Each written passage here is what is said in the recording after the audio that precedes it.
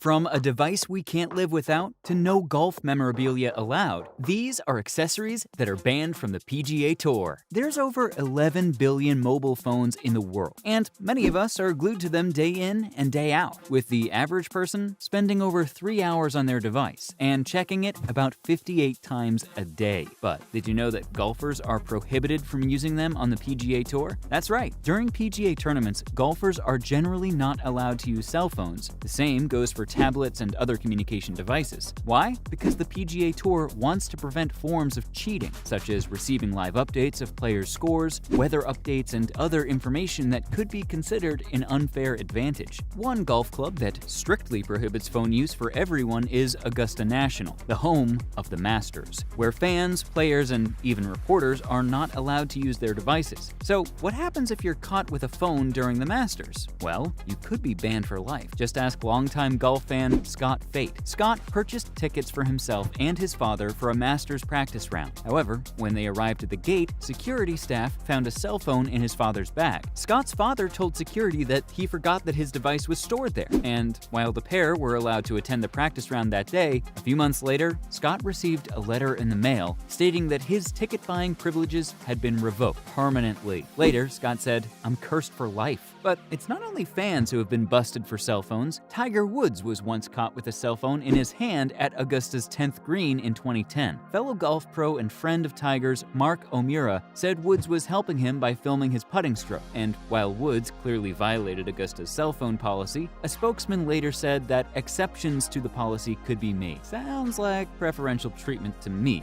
Has any golfer ever been fined for using a cell phone during a tournament? A quick Google search turned up nothing for players on the tour, but other players from other professional sports leagues have been fined for alleged cell phone use during games. Two examples from the NFL immediately come to mind. First, in 2022, the now retired All-Pro linebacker J.J. Watt told talk show guru Dan Patrick that he was fined $10,000 for checking his phone during halftime in a game against the Pittsburgh Steelers. Watt claimed that he checked his phone to ensure that he received credit for a sack that tied the NFL's single-season sack record of 22.5. The more infamous example involves the former New Orleans Saints wide receiver Joe Horn, who is fined $30,000 for using an actual cell phone while celebrating a touchdown against the New York Giants back in 2003. The Saints' Michael Lewis was also fined $5,000 for helping to orchestrate the celebration. But for now, let's get back to golf. So, with no cell phones allowed during tournaments, you may be wondering where PGA Tour players store their phones during their rounds. Players' phones are usually stored in designated areas such as their lockers, the caddy station, or other secure locations. Now that we know phones are banned, what other accessories are prohibited? For one thing, any and all performance-enhancing accessories have been banned. These items include distance measuring devices that use GPS, or other devices that provide any additional information beyond basic distance measurements. Also, the PGA Tour generally prohibits its players from wearing clothing or accessories that display offensive, distracting, or controversial logos, messages, or graphics. Surprisingly, another thing that's been banned is wearing shorts. PGA Tour players play in some very warm, tropical locales during the summer months, with tournaments this year scheduled for August in the U.S.'s southern states of North Carolina, Tennessee, and Atlanta, where heat and humidity can be scorching. However, no matter how warm the weather is, they must suit up in pants, with shorts only allowed for practice rounds. The PGA Tour's been very uptight about this rule despite grumblings from players. In fact, caddies have only been allowed to wear shorts since 1999. What a shame fans weren't allowed to see Phil Mickelson's calves of Adonis this year. So now we know that cell phones and certain items of clothing are banned, but what about metal spikes? While your local municipality may not permit you to wear metal spikes, they are permitted for players on the PGA Tour. Tiger Woods used to use metal spikes, but doesn't anymore, according to an article on golf.com. Two players who do wear them are Justin Thomas and Bryson DeChambeau. Now, let's switch to the LIV Tour and take a look at some of the strict rules they have in place. Reporters have gathered details about the LIV Tour's expectations for players, based on unsealed documents in the PGA Tour's legal proceedings against the LIV Tour. Players on the LIV Tour are prohibited from using performance-enhancing substances, and their contracts stipulate that players are prohibited from having dealings with persons who actively have involved trafficking or administration of substances or methods prohibited by the World Anti-Doping Agency or other forms of doping. In an ESPN ESPN article published in 2022, it was revealed that LIV planned to have an anti-doping policy in place by the 2023 season and planned to implement drug tests for all players. Players on the LIV Tour are also banned from gambling and cannot drink alcohol while playing. LIV Tour players are allowed to consume moderate amounts of alcohol after their rounds or at social functions only. What are the penalties for not abiding by the LIV Tour's rules and regulations? In the event of an investigation into alleged misconduct, such as poor on-course behavior, drug use, wagering, or criminal convictions, players will receive an interim written notice explaining the violation and potential sanctions. The player will have 10 days to respond with a written explanation and any mitigating factors. LIV Golf will then issue a final written notice, and the player can appeal through either a streamlined or standard appeal process, depending on the severity of the violation. LIV Golf has the authority to temporarily suspend a player during the appeals process, and sanctions for violations can range from a reprimand or censure to fines ranging from $1,000 to $50,000, suspension from tournaments, expulsion for 2 years, and permanent expulsion with no possibility of reinstatement for the most severe violations. For now, though, let's switch back to the PGA Tour. We know about the banned accessories, but what's the average PGA Tour player allowed to keep in their bag? First and foremost are their golf clubs. Every golfer will have at least these clubs in their bag: 3 woods, 3 wedges, 1 putter, 1 hybrid, and 6 irons. Next comes the head covers, which are critical for preventing damage. Of course, pros will also pack a ton of golf balls and tees in their bags and a few pairs of gloves. With the PGA Tour often playing in locales with unpredictable weather, it's also vital that golfers pack a large umbrella along with rain gear and towels. And the umbrella's typically large enough for both the player and caddy to fit under it. Since caddies know their players so well, they'll often pack anything else that they know they may need, such as their favorite drink, a pair of shoes, or extra visors and hats. This makes me wonder how much the average PGA Tour player's bag weighs. In an interview with Golf.com, Bryson DeChambeau's caddy, Brian Ziegler, estimated that his client's bag weighs 55 pounds. That's a lot of weight. What do you keep in your golf bag, and how much does it weigh? Let us know in the comments. Now that we know about banned accessories for golfers, what about the rules for fans? On its website, the PGA Tour lists a wide range of items that are not permitted at its tournaments: video cameras, point-and-shoot cameras, selfie sticks, handheld cameras, seat cushions, and computers and laptops are just some of the items prohibited by the tour. If you're hoping to get a PGA Tour pro to sign your favorite photo or trading card this summer, sadly, you'll be out of luck, because memorabilia items like pin flags, photos, trading cards, balls, and other sports paraphernalia are strictly prohibited. Some of you may be wondering if you can bring your pet to a PGA Tour event, but the answer is no. That might be a good thing, because